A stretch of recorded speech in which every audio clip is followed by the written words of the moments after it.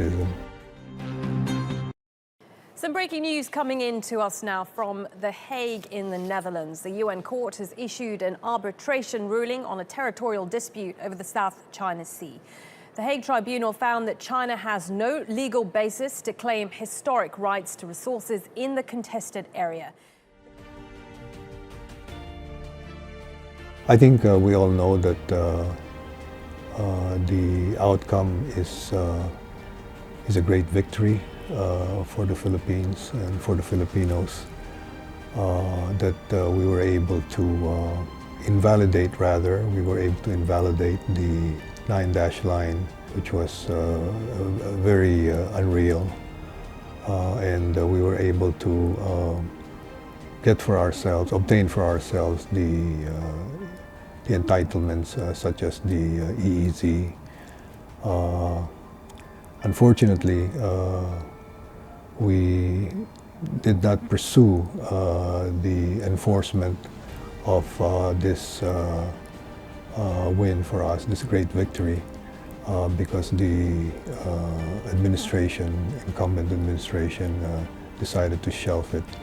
And so it remains there at this time. And I think we are missing a great opportunity to be able to realize the gains, or at least some gains, as a result of this arbitral tribunal outcome.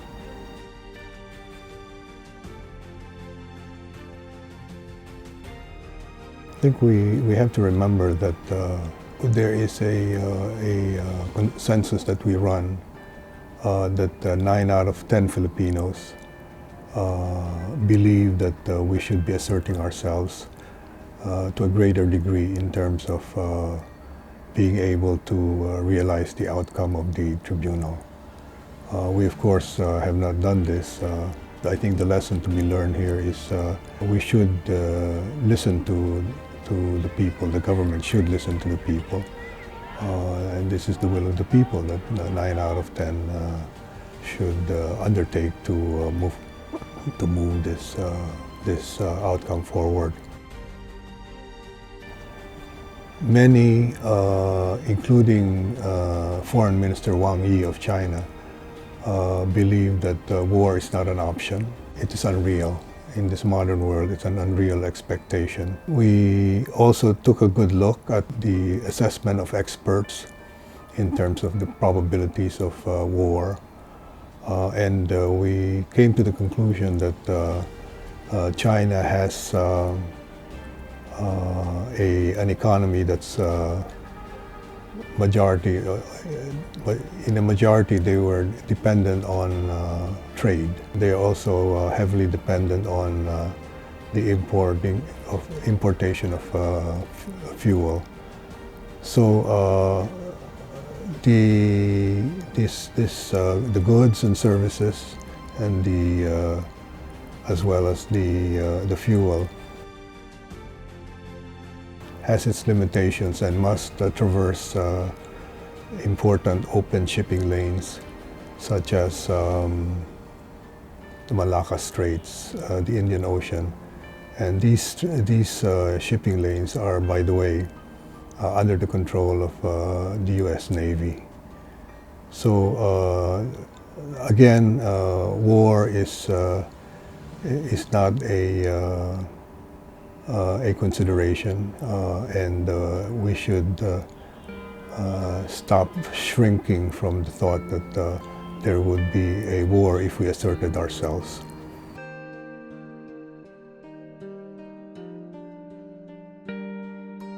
Because China does not respect the rule of law, because China has a great disregard for a rules-based order.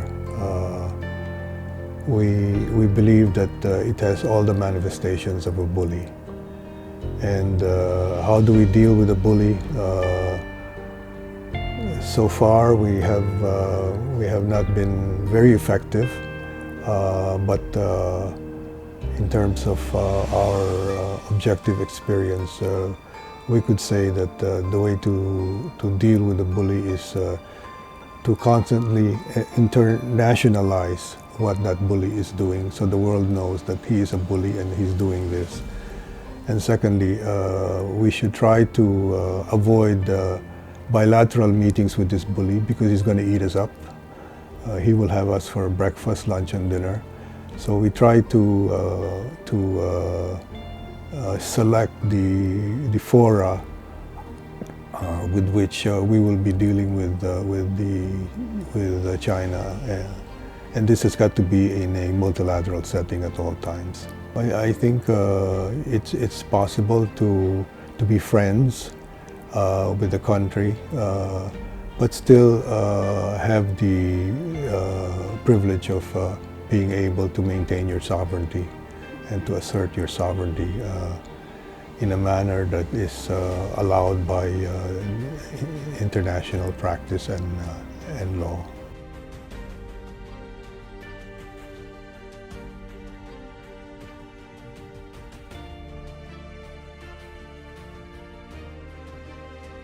I think we could say that that's one of the tools of the arbitral tribunal outcome, that our fishermen were being harassed, they were being intimidated, they were being bullied, and we felt that we suffered the consequences of this island building in terms of degraded and totally destroyed coral reefs. The marine environment has been significantly destroyed. The fact that the livelihood of our fishermen have been adversely affected, and so with the food security of their families.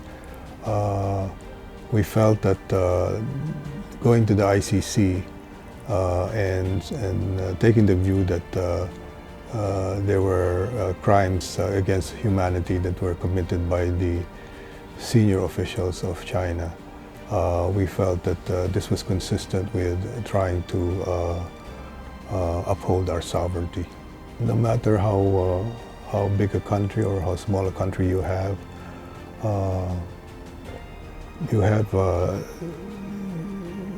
to believe that you have sovereignty and sovereign rights, and especially when you have international law supporting you, you should seek what you're entitled to.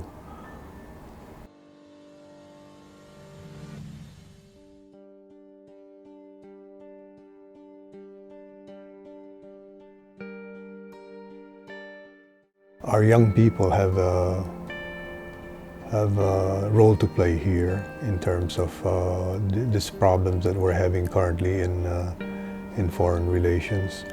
I think the opportunities offered them is one vital opportunity is to fight for in social media, to fight against the conveyance of fake news, for example. We want them to fight China in social media for this very reason, that there has been a significant measure of fake news. Our people have been divided because they don't really know what is real and what is not real. So we need their help there. What I would recommend to them, as on the basis of my experience, what a good formula that would work is, we'd like them to work hard, we'd like them to be kind, and we'd like them to do what is right. That's what I think I can impart to our youth in terms of lessons learned.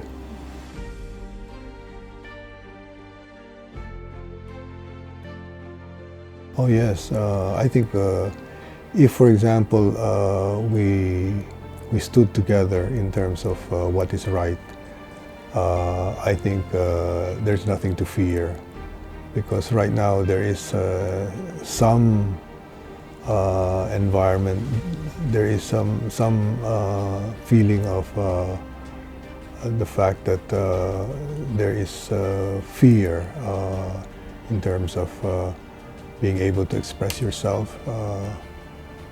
I think the freedom of expression, the freedom of the democracy has been able to provide us is something sacred and something that we should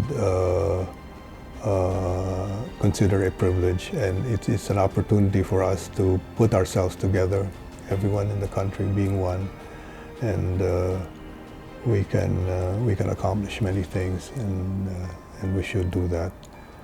Because right now I think we are not one. We should be one, and we can be fully effective in terms of advancing what it is we need to do to move our country forward.